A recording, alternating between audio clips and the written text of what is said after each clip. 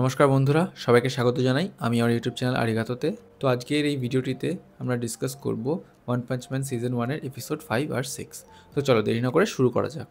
তো এপিসোড 5-এর শুরুতে আমরা দেখতে পাচ্ছি যে সাইতামা আর জেনস হিরো এক্সাম দেওয়ার জন্য এসেছে।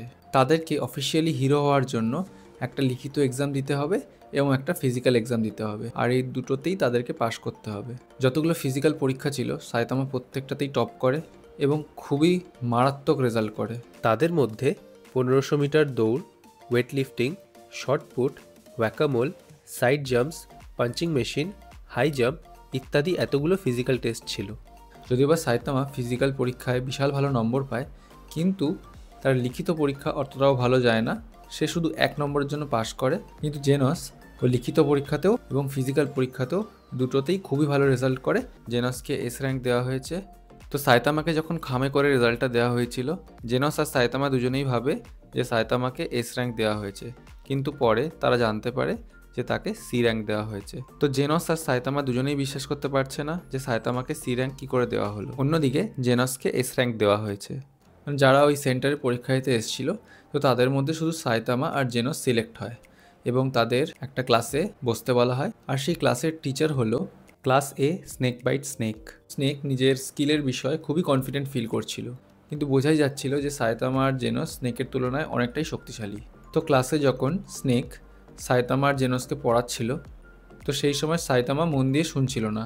তাতে স্নেকের খুবই রাগ হয় এবং সে সাইতামাকে একটা শিক্ষা দেওয়ার প্ল্যান বানায়, কিন্তু সেই প্ল্যানটা ব্যাকফায়ার করে যায় এবং তার লজ্জায় মুখ পুড়ে যায়। পরে সেই দিনেই জেনাস সাইতামার সাথে একটা ফ্রেন্ডলি ব্যাটেল করে তার নতুন আপগ্রেড টেস্ট করার জন্য। জেনাস তার পুরো শক্তি দিয়ে সাইতামার সঙ্গে ফাইট করার চেষ্টা করছে, কিন্তু সাইতামা খুবই হালকা ছলে সেই ফাইটটাকে নিচ্ছে আর খুবই সহজে সে জেনসের অ্যাটাকের থেকে নিজেকে ডিফেন্ড করছে। তো তখন জেনাস সাইতামাকে রিকোয়েস্ট করে যে তুমি আমার সঙ্গে ফুল ফোর্সে ফাইট করছো না কেন? যদি তুমি ফুল ফোর্সে ফাইট না করো, তাহলে আমি বুঝবো কী করে যে আমার শক্তি কতটা বেড়েছে বা কতটা কমেছে, আগের চেয়ে কতটা উন্নত হয়েছে। তো সাইতামা তখন ডিসাইড করে যে সে সিরিয়াস হয়ে ফাইট করবে। যখন জেনাস সাইতামার দিকে অ্যাটাক করতে থাকে, তখন সাইতামা জেনাসের দিকে একটা ঘুষি মারে, কিন্তু ঘুষিটা জেনাসকে লাগে না, উল্টে সে ঘুষিটা আবার ফেরত নেয়, নিয়ে জেনাসের মাথায় একটা টোকা মারে। জেনাস বুঝতে পারে যে সাইতামার পাওয়ার একটা অন্য লেভেলে, আর সে সাইতামার সঙ্গে পারবে না।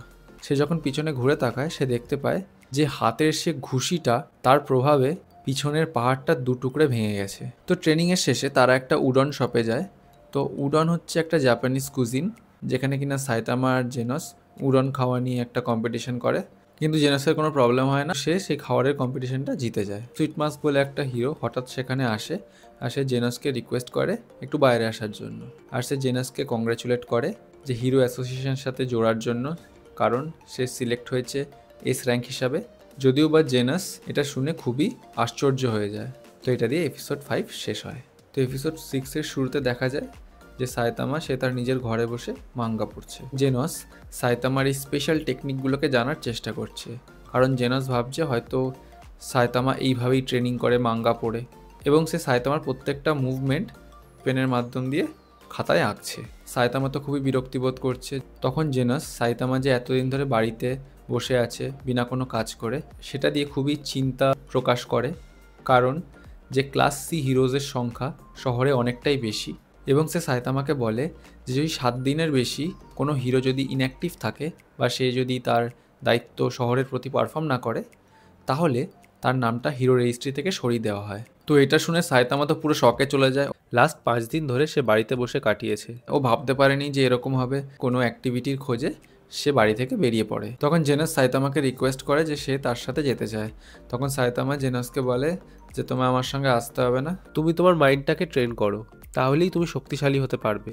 যদিও বা সাইতামা নিজেও জানে না যে জেনাস আদৌ কী করে স্ট্রং হবে। তো সাইতামা খোঁজার চেষ্টা করে কোনো হিরো অ্যাক্টিভিটি হচ্ছে কিনা শহরে, কিন্তু সে পায় না।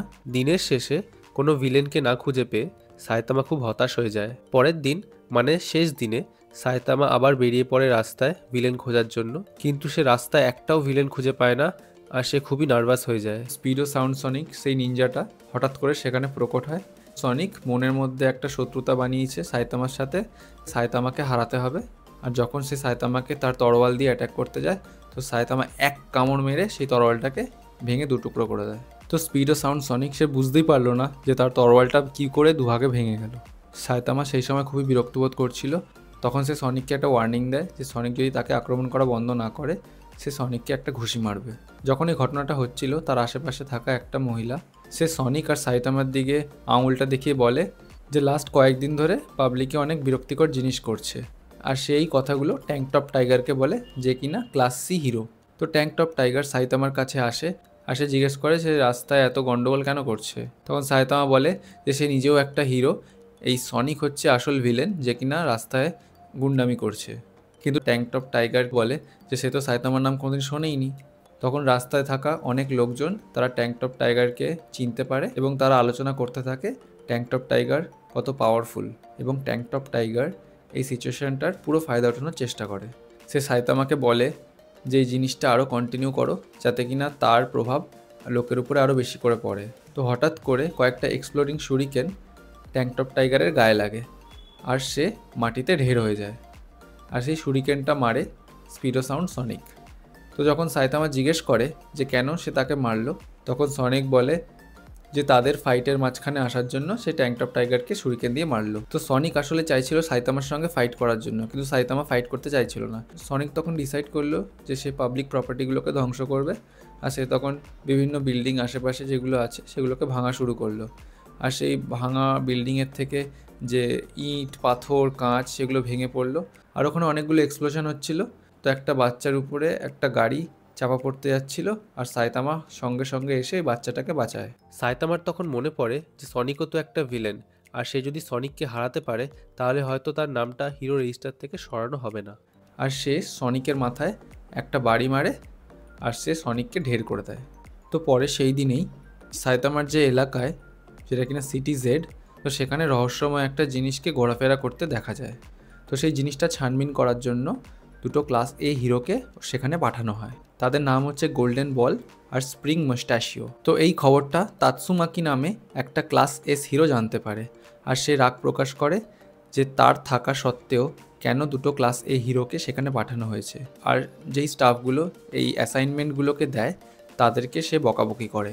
তো জেড সিটিতে এই দুটো হিরো সেখানে প্যাট্রোলিং করে, কারণ কি তারা শুনেছে যে একটা রহস্যময় মনস্টার সেখানে ঘোরাফেরা করছে এবং সেই মনস্টারটা অনেকটাই খতরনাক। তারা সেই জায়গাটাতে কিছু পায় না, কিন্তু তারা কিছু কিছু রহস্যময় চিহ্ন পায় এবং সেই চিহ্নটাকে খোঁজার জন্য তারা লেগে পড়ে। তো সেই দুই হিরোর একটা মনস্টারের সাথে দেখা হয় যার নাম হচ্ছে কোম্বু ইনফিনিটি। আর সেই মনস্টারটা নিজেও শুনেছে যে একটা রহস্যময় মনস্টার সেখানে ঘোরাফেরা করে, তার খোঁজে সে নিজেও এসছে। তো সেই ক্লাস এ হিরোগুলো কোম্বু ইনফিনিটির সাথে যুদ্ধ করে এবং তারা খুব বাজেভাবে হেরে যেতে থাকে। তো যখন তারা বুঝতে পারে যে তারা হেরে যাচ্ছে, তখন মুস্টাশিও হেডকোয়ার্টার্সে কল করে মদত চায়, কিন্তু কোম্বু ইনফিনিটি তাকে হারিয়ে দেয়। কোম্বু ইনফিনিটি এতটাই হতাশ হয়ে যায় যে তার অপোনেন্টগুলো এতটাই কমজোর যে সে ওখানে একটা গুজব ছড়াতে শুরু করে যে সেই রহস্যময় মনস্টারটা সে এবং তার গ্রুপ। সাইতামা খুব হতাশ ছিল যে সে কোম্বু স্যুপ বানাতে পারবে না, কারণ কি সে সুপার মার্কেটে কোম্বু কিনতে পারেনি। তখন কোম্বু ইনফিনিটি নামে ওই মনস্টারটা সাইতামাকে অ্যাটাক করতে থাকে, কিন্তু সাইতামা তাকে হারিয়ে দেয়। পরে আমরা দেখতে পাই যে সাইতামা বাড়িতে কোম্বু স্যুপ বানিয়েছে আর সাইতামার বাড়ির দরজার বাইরে কোম্বু ইনফিনিটির শরীরটা পড়ে আছে। তো এটা দিয়ে এপিসোড 6টা শেষ হয়। তো আশা করছি তোমাদের এই এক্সপ্লেনেশনটা ভালো লাগলো। যদি ভালো লেগে থাকে তো চ্যানেলটিকে অবশ্যই সাবস্ক্রাইব করো এবং এই ভিডিওটিকে বন্ধুদের সাথে শেয়ার করো এবং আমায় কমেন্ট করে জানিও যে তোমাদের কোন পার্টটা সবচেয়ে ভালো লাগলো।